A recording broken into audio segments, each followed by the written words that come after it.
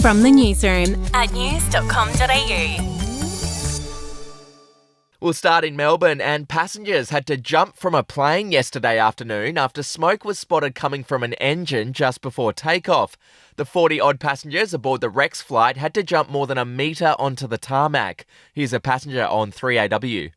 Well, we were going to take off, and then we stopped, and then we were told to get off, jump off the plane.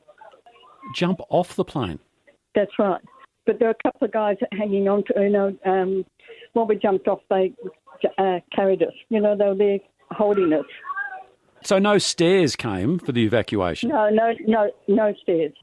Moving on now, remember that report from earlier this year about Gladys Berejiklian and a federal cabinet minister bagging out Scott Morrison in a text message? Now, it was reported that in the text message, the former New South Wales Premier called the PM a horrible, horrible person, to which the cabinet minister allegedly replied, calling Morrison a complete psycho and a fraud.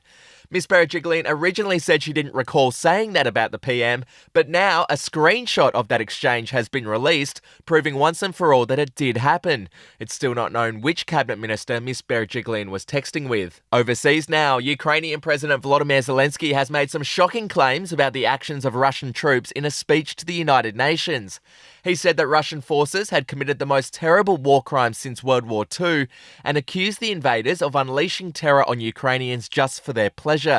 Zelensky said Russians had raped Ukrainian women in front of their children and that civilians had their throats slashed, limbs cut off and tongues cut out.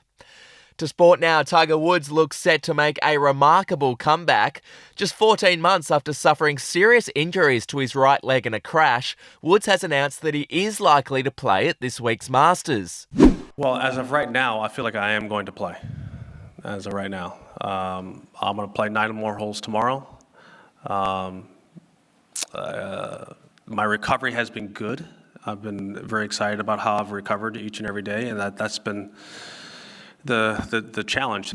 Woods even went on to say that he thinks he can win the tournament. Well, we'll have to wait and see. To showbiz, Kourtney Kardashian and Travis Barker are not officially married despite having a ceremony in Las Vegas.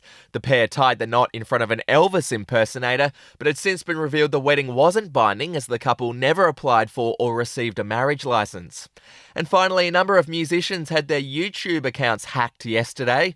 Justin Bieber, Drake, Eminem, Ariana Grande and Harry Styles were some of the artists affected. A number of strange videos were posted to their accounts, including a clip of a Spanish criminal singing backwards. The videos have since been removed. Your headlines from news.com.au.